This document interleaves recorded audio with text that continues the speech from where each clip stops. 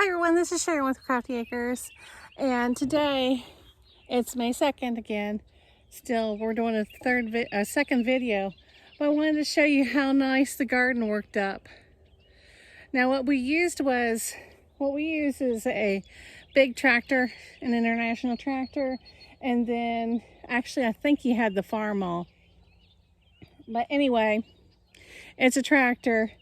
And it's an 8-foot rototiller on the back end, so you can kind of see the wide swipes. Down here, it's because of the apple tree, he has to kind of veer up, so I'm going to have to smooth this out just a little bit. This is where we're going to put our sweet corn this year. It was up a little bit last year, but we like to rotate, so I'm going to leave about 4 foot on the end where we can just broadcast some seeds for either sunflowers. We'll probably throw some sunflowers down, and then we'll put some zinnias in behind it, and that'll make this end real pretty. And then we'll have the corn right next to. But again, we're starting to lose daylight, so let me set you down here and you guys can just watch. I'm going to tip you down. Well, let's see. There you go. Before I can do anything, I need to smooth this section out real quick and get it to where we can go ahead and plant. Again, this is because the tractor, this apple tree is in the way, so we just have to smooth this out real quick. I just have a simple garden rake.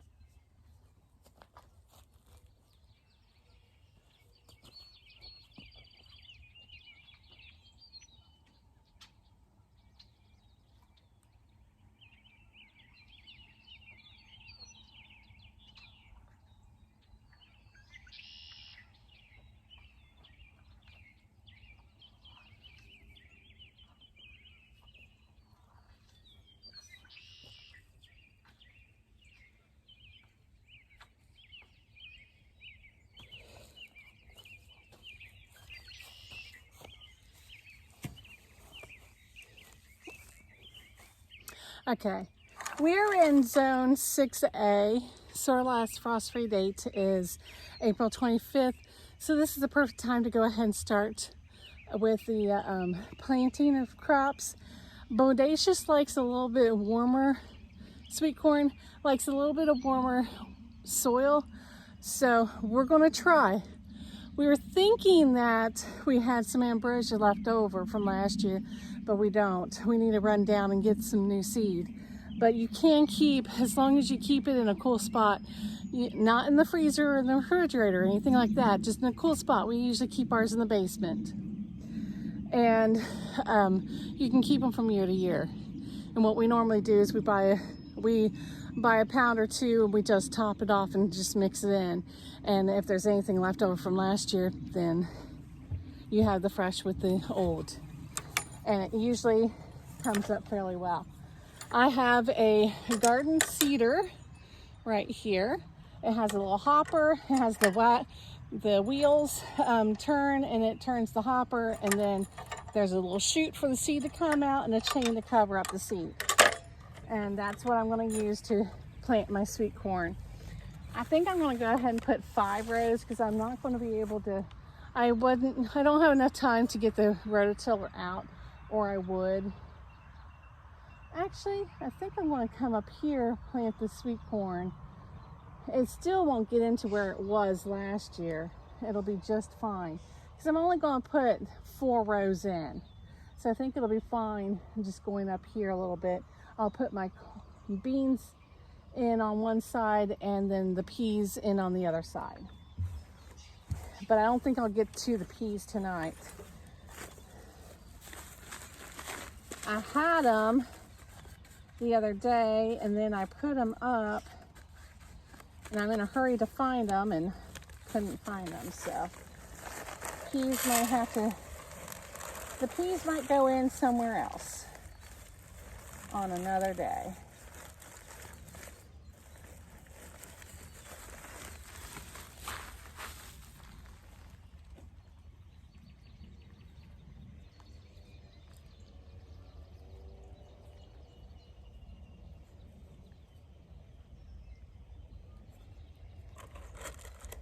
And here, I'll show you what this is what my bodacious corn seed looks like. And it's got that pink tinge because it's got that, there's some kind of it's something so that rodents, I'm not sure what they coat it with, I can't remember. But it's something to help, I don't know, I'll have to ask my dad. Actually, I'm drawing a blank why they do that. But anyway, it's not GMO or anything like that.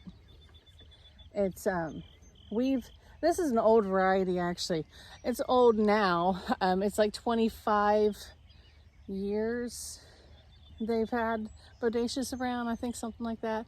It'll be a yellow corn, yellow ear, and but super sweet. A lot of people like it.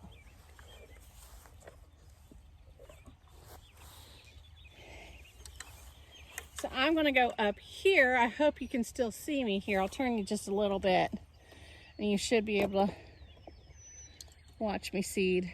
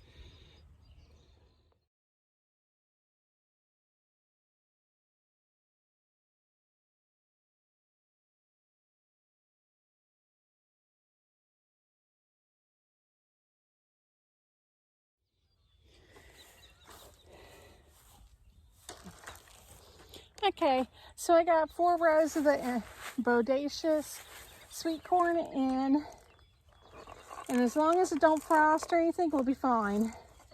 I'll have to double check. There's a saying my dad said.